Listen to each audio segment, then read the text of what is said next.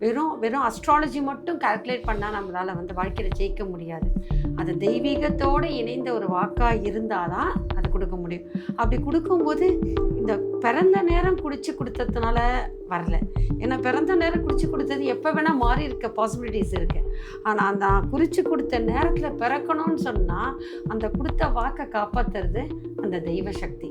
அப்போ அந்த தெய்வ சக்தி அங்கேயே இருந்து அந்த 2 நாள் அந்த தாயையும் அந்த கருவியும் பாதுகாத்து நான் கொடுத்த நேரத்தில் ஜனிக்க வச்சிருக்கேன்னா நம்மளோட அந்த இறைசக்தி அங்கே நிற்கிறது. பல பேர் என்னை வந்து இதை நான் வந்து சொல்லும்போது, நான் இதுக்கு முன்னாடி வந்து ஒரு சேனல்லையும் அதை பற்றி பேசினேன். என்கிட்ட கேள்வி எழுப்புனது எல்லாமே, அது எப்படிங்க பிறக்கறதுக்கு முன்னாடி ஜாதகம் பண்ணால் அது எப்படிங்க அப்படின்னாங்க. அவங்களுக்கு நண்பர்களிடம் பேசும்போது ஒரு வாக்குவாதமே வந்திருக்கு. இதெல்லாம் வந்து தப்பு அப்படிங்கிற மாதிரிலாம் சொன்னாங்க. அப்போ நான் சொன்னது என்னென்னா, ஜோதிடம் அப்படிங்கிறது வந்து ஒரு குழந்தை ஜனனம் ஆகும்போது எடுக்கக்கூடிய முதல் பிரீத்து தான் இத்தனை மணிக்கு பிறந்துச்சு அப்படின்னு ஒரு நோட் போட்டு சொல்லுவாங்க. குழந்தை இத்தனை மணிக்கு பிறந்தாங்கிறது நம்மளுக்கு தெரிஞ்சுக்கும் போது அதை வச்சு தான் நம்ம போய் ஒரு வருஷமே ஆகட்டுமே, அவங்க போக்குலேயே சொல்கிறேன், ஒரு வருஷத்துக்கு அப்புறமா அவங்க வந்து அவங்களுடைய ராசியை போடுறாங்க, கட்டத்தை போடுறாங்க. அதுக்கப்புறம் அவங்களுக்கு ஒரு ஜாதகம் எழுதுவாங்க. என் குழந்தை நிரந்தரமாக இருக்கும், அதுக்கு இந்த ஒரு வருஷங்கிறது ஒரு பீரியடே வந்து வைக்க தேவையில்லை அப்படிங்கிற நம்பிக்கையில் தான் நீங்கள் வந்து தைரியமாக போங்கன்னு. அது என்ன தெரியுமா சார், அந்த 1 வருடம் எதற்காக சொல்கிறது அப்படின்னா, இந்த 1 வருஷ காலம் அந்த குலதெய்வம் அந்த குழந்தையை காப்பாற்றும்.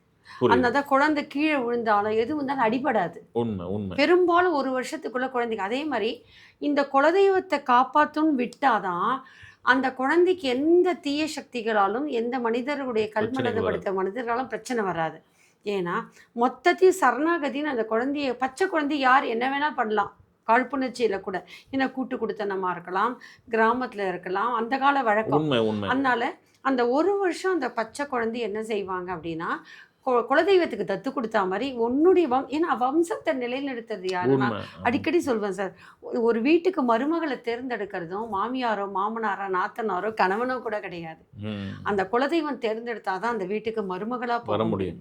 அதே மாதிரி அந்த வம்சத்தை காக்கின்ற தன்மை யாருக்கு இருக்குன்னா அந்த குலதெய்வத்தான் இருக்கு. அதே மாதிரி யமதர்ம ராஜா கூட குழந்தைய வந்து அந்த குலத்தைக்கு உண்டான உயிர் எடுக்கணும்னு சொன்னாலும் குலதெய்வத்துக்கிட்ட வந்து அனுமதி பெற்று தான் எடுப்பாங்களாம். அதுதான் ஒரு ஐதீகம். இதற்கான சந்தர்ப்பங்களும் நிறைய விஷயங்கள் இருக்குது, நம்ம தொடர்ந்து பார்க்க போகிறோம்.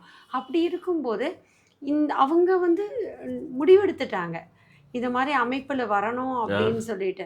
இந்த இடத்துல வந்து பண்ணார். ஏன்னா உங்களுக்கு குலதெய்வமே தெரியாத நேரத்தில் அந்த குலதெய்வத்துக்கும் உங்களுக்கும் ஒரு பெரிய தொடர்பே இல்லாத அமைப்பில் தந்தையுடைய அந்த பகுத்தறிவுன்ற ஒரு எண்ண அடிப்படையிலும் போது இந்த பண்ணாரி அம்மனே குலதெய்வமாக நின்று உங்கள் அம்மாவை பிரசவத்தை காப்பாற்றிட்டாங்க. அது அந்த எல்லையில் இருக்கிறதுனால தான் சார் நானும் அந்த அம்மா பெண் குழந்தையாக வந்திருக்காங்க. ஆனால் அதுக்கு மீறி ஆண் வாரிசு இருந்தால் தான் இந்த தாய்க்கு அப்படின்ற அமைப்பு வரும் பொழுது தான் இந்த அடிப்படை. இதில் கூட நம்ம வந்து இதே தானாக ஜனிக்கிறது அப்படின்னும் போது அங்கே நம்மளுடைய இதை கொண்டு வர முடியாது. ஏன்னா அது இயற்கையாக வர பிரசவம், அது தெய்வத்தால் போட்ட முடிச்சு. சிசரின்னும் போது ஆல்ரெடி ஒரு சிசரின் ஆயிருக்குன்னும் போது இன்னொரு சிசரின்னும் போது அது தவறு இல்லை.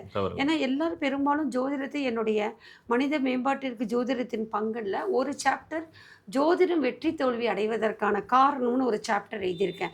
அதில் பார்த்தீங்கன்னா பெரும்பாலும் வந்து கரு ஜனிச்ச நேரம் சொல்லுவாங்க. யாரால கரு தாம்பத்தியத்தில் எப்போ ஜனிச்சதுன்னு சொல்றது ரொம்ப கஷ்டம்.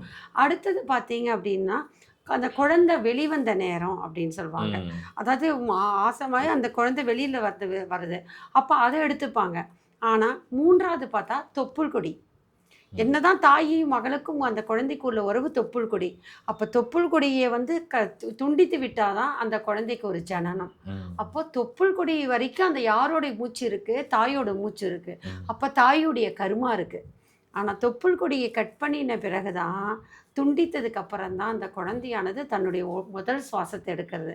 அதுக்கு தான் எங்கள் அண்ணன் சிவகுமார் சொல்வார், மறைந்தவர், எப்போ ஒரு மனிதன் இறந்துட்டாங்கன்னு சொன்னால் டாக்டரே வந்து முடிவெடுத்துருவாங்க, எல்லாம் பல்செல்லாம் அடங்கிடுத்துன்னுவாங்க. ஆனால் காலை கட்டுறதுக்கு முன்னாடி ஒரு பஞ்சை வச்சு மூக்கில் 2 மூக்குலையும் கொஞ்சம் நேரம் வைப்பாங்களாம். அதில் காற்று அசையலைன்னு சொன்னால் மூச்சு நின்றெடுத்து அதுக்கப்புறம் தான் உங்களுக்கு அடுத்த சடங்குகளை செய்வாங்க. அப்போது இறுதி மூச்சு நின்றாதான் உயிரற்றதுன்னு சொல்கிறோம். அப்போது முதல் மூச்சு தான் உயிர். அந்த குழந்தைக்கு. அப்போ தொப்புள் கொடியை துண்டிக்கும் போது தான் தாய்க்கும் குழந்தைக்கும் உள்ள உறவு துண்டிக்கப்படுகின்றது. குழந்தையானது தன்னுடைய சுயமாக தன்னுடைய சுவாசத்தை எடுக்கிறது. என்றைக்கு முதல் குழந்தை தன்னோட முதல் பிரீத்தை தனக்குத்தானே எடுக்கிறதோ அதுதான் ஆரம்பம். அதை பிரகாரம் நம்ம ஜாதகம் கணிச்சு பார்க்கும்போது பார்த்தீங்கன்னா அந்த ஜாதகம் சரியா இருக்கும். அதனால தான் ரெட்டை குழந்தை பிறகு நான் நிறைய இப்போ நீங்கள் சொன்னதில் வந்து நான் நிறைய பேர் ஆர்கியூ பண்ணும்போது அந்த ஜனனத்தின் முதல் மூச்சில் அந்த குழந்தையுடைய ஆரம்பம் உருவாகுது. அந்த ஆரம்பத்தை தான் நம்ம டைமாக எடுக்கிறோம். இப்போ வந்து ஆர்டிஃபிஷியல் சைல்டாக இருக்கட்டும், நார்மல் சைல்டாக இருக்கட்டும், எந்த ஒரு குழந்தையாக இருக்கட்டும், அந்த குழந்தையுடைய முதல் மூச்சு தான் நம்ம சொல்கிறோம். அப்படியாகப்பட்ட போது பார்த்திங்கன்னா நான் யோசிக்கிறது என்னென்னா, ஆர்கியூ பண்ணும்போது என்னென்னா, அவங்க பிறந்த அந்த நேரத்தில் எந்தெந்த ஸ்டார் எங்கெங்கே உட்காந்துருக்குங்கிறது தான் ஜாதகத்தோட விஞ்ஞானம். அந்த விஞ்ஞானத்தையும் மெய்ஞானத்தையும் ஒன்றிணைத்து இதுதானா புரிதலுக்கு உள்ளாகிறதுங்கிறது தான் அந்த ஜாதகம். அதை வந்து நம்ம ஒரு குழந்தை பிறக்கிறதுக்கு முன்னாடி ப்ரிடிக்ட் பண்ணிங்களே, அது வந்து ஃபர்ஸ்ட் கிளாஸ். அது என்ன அப்பாவுடைய ஆசீர்வாதமோ அண்ணனோட அதுவும் கர்மா, உங்க கர்மா வேலை செய்யணும். அதுதான் போன ஜென்மம் உங்க கர்மாவோ இல்லைன்னா கூட இந்த ஜென்மத்துல உங்களுடைய கர்மா, இந்த ஜென்மத்துல என்னுடைய எண்ணங்கள் உங்களுடைய நல்வாழ்க்கைக்கு வந்து பிரார்த்தனை பண்ணிட்டு இருக்கு. நீங்களும் என்ன ஒரு நல்ல ஒரு மனநிலையில என்ன நிக்க வச்சிருக்கீங்க. இதுல தான் அதான் நான் என்ன சொல்ல வந்தேன்னா, இதுல வந்து யார் என்ன நினைச்சாலும் சரி, என் மனைவியும் கூட என்னை வந்து என்ன இவர் இப்படி பண்ணுறாருன்னு கூட நினச்சிருக்கலாம். அவங்க அம்மா கிட்ட புலம்பியிருக்கலாம், அவங்க அம்மா புலம்பியிருக்கலாம், என் நண்பர்கள் புலம்பியிருக்கலாம், என் குடும்பத்தார் புலம்பியிருக்கலாம். ஆனால் நான் தீர்மானமாக இருந்தது என்னென்னா, அதுன்னு தான் சொல்கிறாங்க. நீங்கள் சொன்னபடி தான் நம்ம வந்து ஜாதகம்ங்கிற ஒரு விஷயம் வந்து நம்ம கணிக்கப்பட்டிருக்கு. இது ஜோதிடம்ங்கிறது வந்து சயின்ஸு. இந்த சயின்ஸை வழிகாட்டுதலை வச்சுக்கிட்டு யார் ஒருத்தன் இயங்குறாரோ அவர் வெற்றியை நோக்கி பயணிப்பார். கரெக்டு தானே? இதுதான் நீங்கள் அடிக்கடி என்கிட்ட சொல்லும்போது சொல்லியிருக்கீங்க. அந்த வகையில் மற்றவங்கள்லாம் ஜோதிடத்தை எப்படி பார்க்குறாங்கன்னு எனக்கு தெரியாது. ஆஃப்டர் உங்களை மாதிரியான ஆட்கள் கூட பேசுனதுக்கப்புறம் நிறைய பேர் கடந்து வந்திருக்கேன். ஜோதிடர்களில் நான் வந்து ஜோதிட திலகத்தை பார்த்துருக்கேன், சிகாமணியை பார்த்துருக்கேன். இந்த மாதிரி நிறைய பேர் சொல்லுவாங்க. ஆனால் ஒரு சயின்ஸை வந்து ஒரு சப்ஜெக்டாக வச்சு அதில் டாக்டரேட் பட்டம் வாங்கி இப்படி வந்து படிப்பறிவிலையும் அதில் வந்து உட்கொண்டு அது தன்னுடைய ஞானத்தையும் அதில் வந்து கரெக்டாக தப்பான்னு பார்த்து இன்றைக்கி வந்து நீங்கள் ஒரு ஜோதிட திலகமாக இருக்கீங்க. நீங்கள் வந்து பல பேர்த்துக்கு வந்து வழிகாட்டுறீங்க, வாக்குகள் சொல்கிறீங்க. உங்களை கேட்டால் என்னங்கிறது அந்த வாக்கு வழி நடத்தி கொண்டு வந்து உங்ககிட்ட விட்டது பண்ணாரியம்மனா கூட இருக்கலாம். அந்த நேரத்தில் வாக்கு சொன்னது கருமாரியம்மன் உங்கள் கூட வந்து நாவல உட்காந்து சொல்லியிருக்கலாம். இது எல்லாம் இந்த பிரபஞ்சம் செய்து பாருங்க. அதுக்கும் நேரங்கன்னு ஒன்று இருக்குல்ல. கண்டிப்பா. அப்போ நம்ம சொல்கிறோமே விதியை மதியால் வெல்லலாம்ங்கிற மாதிரி அந்த மதி நுட்பம் உள்ள உங்களை பார்க்கணும்னு எனக்கு தோணியிருக்கு அந்த நேரத்தில். யார் என்ன சொன்னாலும் சரின்னு அப்படி வந்தாச்சு. இந்த குழந்தை வந்து இப்படி வந்துருச்சு. ஒரு பேப்பரில் நம்ம இதுதான் ஜாதகம்னு சொல்லிட்டோம், இது இப்படி தான் நடக்க போகுதுன்னு நம்ம நினைக்கிறோம். இது ப்ராக்டிக்கலாக மற்றவங்களுக்கு நான் புரிய வைக்கணும்ல, என் மனைவி வரைக்கும் புரிய வைக்கணும்ல. அதுக்கு எவ்வளவோ மிராக்கள் நடந்திருக்குது. ஹிருத்திக் பிறந்ததுக்கு வரைக்கும் உங்களுக்கு தெரியும். பிறந்ததுக்கப்புறம் பார்த்தீங்கன்னா இவன் வந்து எந்தெந்த வீட்டில் என் நண்பர்கள் இருப்பாங்க, குழந்தை பாக்கியம் இல்லாமல் இருப்பாங்க. ரொம்ப நாள் ஆச்சுங்க குழந்தையே இல்லை அவங்க வீட்டில் இல்லைன்னு சொன்னால் அந்த 1.5 வயசு குழந்தை 1 வயசு குழந்தைய அவங்க வீட்டில் எடுத்து போய் தவளை விட்டேன். அங்கே போய் நாங்கள் சும்மா ஃபஸ்ட்டு போகிறோம். அந்த பொண்ணு ரொம்ப மனவேதனையாக சொல்லுது, அண்ணா இந்த மாதிரி ரொம்ப வருஷமாக எங்களுக்கு குழந்தையே இல்லைண்ணா, போகாத டாக்டர் கிடையாது, போகாத கோயில் கிடையாது, என்ன நடக்குன்னே தெரிலண்ணா. வாழ்க்கைங்கிறது நம்ம பிறந்துட்டு போயிட்டு அப்படியே போயிட்டா என்னென்ன அர்த்தம்? நான் வந்து அவங்ககிட்ட சொல்கிறேன், உனக்கு நீ ஆசைப்படுறீங்கள, வேணும்னு ஆசைப்படுறீங்கள, உனக்கு வருமா அப்படின்னு சொல்கிறேன். அப்போ கிருத்திக் அங்கே விளையாண்டுக்கிட்டு இருக்கான். அவன் அங்கே யூரின் போய்கிறான். அந்த பொண்ணு போய் தொடக்குது. நான் திட்டுறேன், ஸ்வேதாவை திட்டுறேன், இப்போ இதெல்லாம் போட்டு விட வேண்டியதானேன்னு சொல்லிட்டு மனைவியை திட்டினாலும் கூட, அண்ணா இது எனக்கு பாக்கியம் என்னான்னு சொல்லி அந்த பொண்ணுக்கு போட்டு தொடக்குது. நாங்கள் வந்ததுக்கப்புறமா 1 மாதத்தில் அந்த பொண்ணு கர்ப்பமான விஷயத்தை அதை என்கிட்ட சொல்கிறா. எனக்கு இவன் போய் விளையாண்டதுனால அங்கே நடந்துச்சா, அந்த பொண்ணு ஆசைப்படுறதுன்னு நடந்துச்சா, விதி அதுக்கு சரியா இருந்துச்சான்னு பார்த்தேன். இது நம்மளா யோசிக்கிறோமா நினைச்சா இவன் எங்க வாக்கு இல்லை சார். இவன் எங்க கணிக்கிற நேரம் நான் இப்போ யாருக்கு ஜாதகம் நான் இது சொல்லிடுறேன், இதை மட்டும் சொல்லிடுறேன். இந்த குழந்தை இல்லைன்னு யாராவது சொன்னாங்கன்னா அடுத்த டவுட்டில் நான் என்ன பண்ணுறேன், வேணுங்கன்ட்டு நான் சும்மா அவங்க இந்த பக்கம் வந்தேன், உங்கள் வீட்டுக்கு வரேன்னு சொல்லிட்டு நான் ஸ்வேதாட்டனுங்கிறேன். அவங்க என்னை இன்வைட் பண்ணாங்க, நம்ம வா அவங்க வீட்டுக்கு போகலான்னு சொல்லி போகிறேன். அங்கே ஒரு குழந்தை மறுபடியும் பிறகுது. ஆனால் அங்கே போனால் ஒரு குழந்தை பிறந்திருக்கு. இங்கே சரி இது வந்து இது நம்ம பிரம்மையா இன்னொன்று செக் பண்ணலான்னு சொல்லிட்டு இந்த மாதிரி இவனை எங்கெல்லாம் என் நண்பர்கள் எனக்கு தெரிஞ்சவங்க குழந்தைகளையும் பயப்பட்டாங்க, கஷ்டப்பட்டாங்களோ அவங்களுக்கே தெரியாது. நான் வேணுங்கிட்டே கொண்டு போய் அவனை அங்கே போய் வந்து விளையாட விட்டு அவன் யூரினோ டாய்லெட்டோ அங்கே போயிருந்தேன்னா கன்ஃபார்மாக அவங்க வீட்டிலேருந்து எனக்கு தகவல் வரும்னு எதிர்பார்த்துட்டே இருப்பேன். அதன்படி அவங்களுக்கு அங்கே குழந்தை பாக்கியம் உருவாயிருக்கு. இதுக்கு நீங்கள் தான் காரணம். அன்னிலேருந்து நான் கொடுக்குற வாக்கு என்னைக்கு நான் வாக்கு கொடுத்தாலும் நீங்களே கவனிச்சிருப்பீங்க, அது சக்ஸஸ் தான். அதுக்கப்புறம் அந்த பிரச்சனை தீர்ந்திருக்கும். அதுக்கப்புறம் 3 மாசத்துக்குள்ள அவங்க எப்பேற்பட்ட பிரச்சனையா இருந்தாலும் அதுக்குள்ள தீர்ந்துரும்.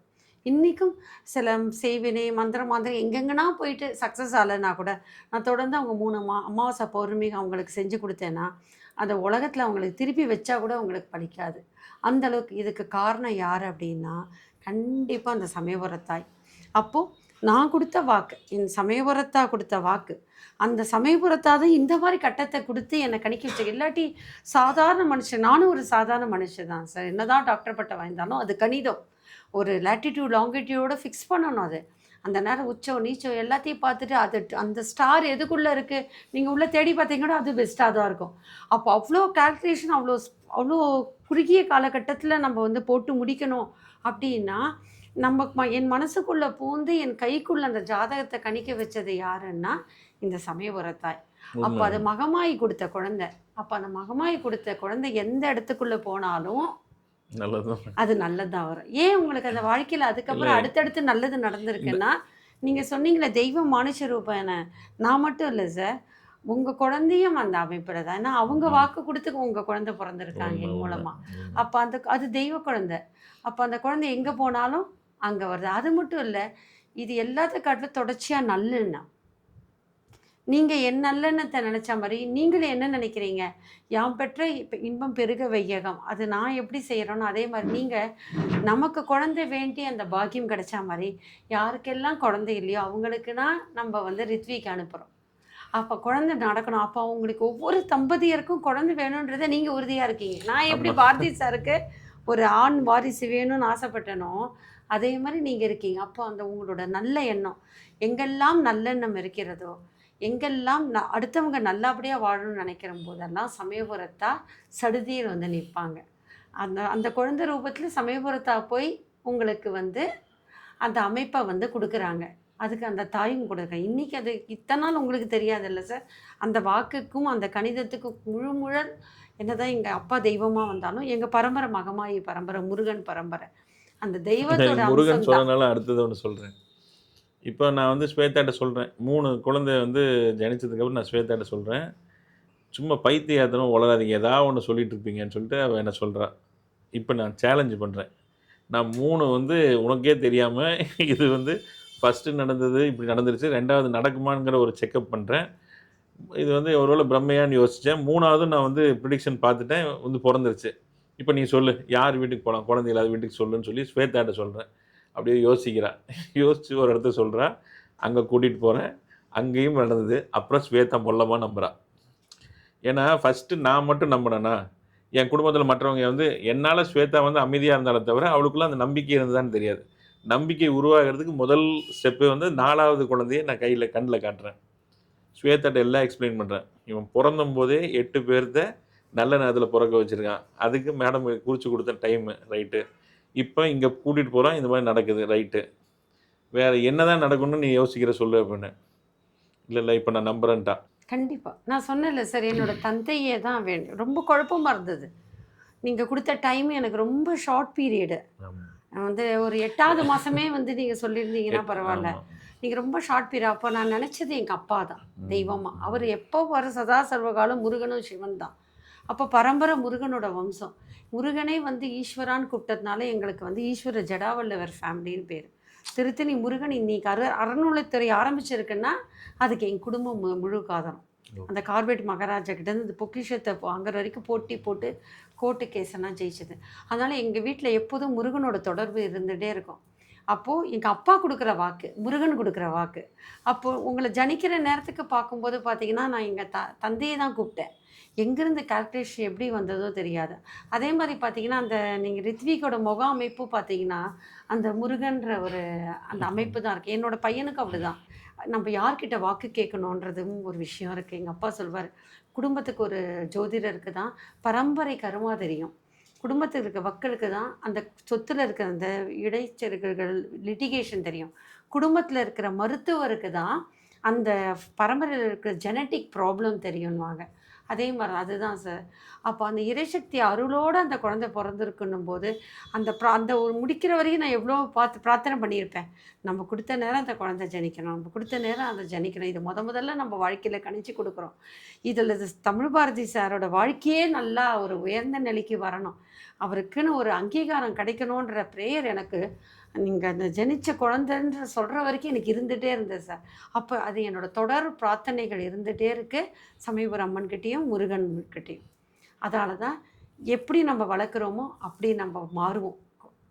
அதே மாதிரி தான் அப்போ தெய்வ சக்தியோடு அந்த குழந்தை பிறந்ததுனால அந்த தெய்வ வாக்காக நீங்கள் இந்த எடுத்துன்றதுனால தான் அந்த நம்பிக்கையின் காரணமாக தான் எல்லாரோடையும் போட்டி போட்டு நிற்கிறீங்க. அந்த தெய்வ சக்தி அதை புரிய வச்சிடுது. புரிய வச்சது மட்டும் இல்லாமல் அந்த தெய்வ தன்மையோட ஆசீர்வாதத்தோடு பிறந்தது. அதனால தான் அந்த குழந்தை எங்கே காலடி வச்சாலும் நல்லது. அதனால தான் ப்ரெக்னென்சியில் கணவனும் மனைவியும் ரொம்ப ஜாகிரதையாக இருக்கணும். கல்யாணத்துக்கு முன்னாடி எவ்வளோ வேணால் தப்பு பண்ணலாம்.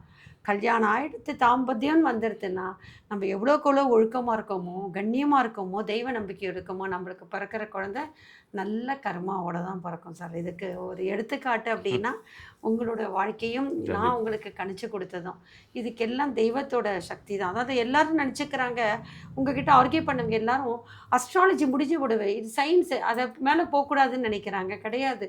ஜோதிடமாக இருந்தாலும் எந்த துறையாக இருந்தாலும் அதற்கு மேலே ஒரு பிரபஞ்ச சக்தி ஒன்று இருந்தால் தான் நம்ம அதிலேருந்து வெளில வர முடியுன்றது தான் அந்த நம்பிக்கை. அதுக்கு தான் அதுக்கான ஒரு இணைவு தான் இந்த ஒரு விஷயம். நம்ம தெய்வத்தை பற்றி பார்க்கணும்னு நினச்சோம், பண்ணாரியம்மனை பற்றி சொல்லணும்னு நினச்சோம். ஆனால் அதுக்கு முத்தாய்ப்பாக நம்ம தாய் வந்து இந்த விஷயங்களையும் பேசணும் அப்படின்னு நினச்சிருக்காங்க. இல்லை, அதுதான் நீங்கள் சொல்லும்போதே வந்து தாய் யார், அவளுடைய சக்தி என்ன, அதனால் எனக்கு என்ன நடந்துச்சு, இந்த மூணையுமே இது கோர்வையாக நம்ம பண்ணிட்டோம். நல்லது. கண்டிப்பாக சார். ரொம்ப அடுத்த எபிசோடில் நல்ல நல்ல விஷயங்களை மக்களுக்கு சொல்லணும்னு ஆசைப்பட்றேன். எனக்கு பல கேள்விகள் இருக்குது, நான் உங்ககிட்ட கேட்கணும். கண்டிப்பாக சார். கண்டிப்பாக. என்னுடைய கேள்விகள் எல்லாமே மக்கள் நினச்சிக்கிட்டு அவங்களுக்குன்னு ஒரு கேள்வி எப்போவுமே மனசுக்குள்ளே இருக்கும், யார்கிட்ட கேட்டால் பதில் கிடைக்கும்னு தெரியாமல் இருக்காங்க. அந்த கேள்விகளை அவங்க முன்னாடி வைக்கிறேன். அடுத்தடுத்த எபிசோடில் அதுக்கு நீங்கள் விட கொடுக்கணும். கண்டிப்பாக சார். ஏன்னா பிரச்சனைகள் வந்து எல்லாருக்குமே இருக்குது. நான் வந்து தனித்துவமாக தான் தெரிய விரும்புகிறேன். ஏன்னா இதுதான் விதி, இதுதான் முடிவு, இதுதான் ஃபேட்டலிஸ்டிக், ஜோதிடம் இவ்வளோ தான் சொல்லிடுச்சு, இதுக்கு மேலே தாண்டக்கூடாது அப்படின்ற எண்ணமே கிடையாது. அப்போ ஜோதிடம்ன்றது இத்தனை யுகமாக இருக்காது. நீங்களே ஜோதிடத்தை ஒரு எடுத்துகிட்ருக்கீங்க. உங்களுடைய எண்ணங்கள், செயல்பாடுகள் தெய்வ பக்திக்கு ஏற்ற மாதிரி தான் அதை வழி நடத்திருக்கீங்க. இதே அமைப்பு தான் எல்லாருக்கும் வாழ்க்கையில் வரணுன்றதை நான் ஆசைப்படுறேன். நல்ல விஷயங்கள் நம்ம தொடர்ந்து பகிரலாம் சார். என்னோட இணைந்து இந்த மகமாய் இல்லத்திற்கு எங்கள் வீட்டையும் மகமாய் இல்லைன்னு சொல்வேன்.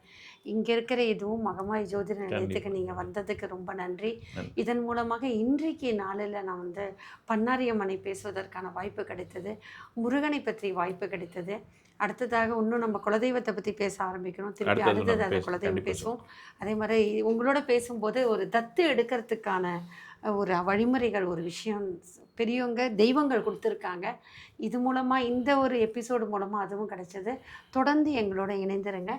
அஸ்ட்ரோமன் தேர்டு என்பது சிம்ம ராசிக்கு இப்படி நடக்குமா, மேஷ ராசிக்கு இப்படி நடக்குமா, அஸ்வினி நட்சத்திரம் என்ன சொல்கிறது, குரு பயிற்சி என்ன சொல்கிறதுன்றதை வெறும் ஃபேட்டலிஸ்டிக்கான முடிவு கிடையாது. அஸ்ட்ரோமன் தேர்டு என்பது உங்களுக்கு பக்தியோட, தெய்வீகத்தோட, பிரபஞ்ச சக்தியோடு இணைந்த, கர்மாவோடு இணைந்த ஒரு விஷயங்கள் தான். எல்லா விஷயங்களும் நம்மளுடைய நல்ல எண்ணங்கள், நல்ல செய்கைகளாக அடுத்த நிமிடத்திலே அந்த கர்மாவிலிருந்து நம்ம மாற முடியும், தப்பிக்க முடியும் என்பதை வெளிப்படுத்துகின்ற ஒரு தெய்வீகமான பதிவு கொண்டது தான் அஸ்ட்ரோமன் தேர்டு என்ற ஒரு சேனல். இணைந்திருங்கள். தமிழ் பாரதி சாருடைய கேள்விகளுக்கு நான் பதில் சொல்ல காத்திருக்கேன். இது உங்களுக்கு மட்டும் இல்லை, நமக்கும் வந்த கேள்வி. இணைந்திருப்போம்.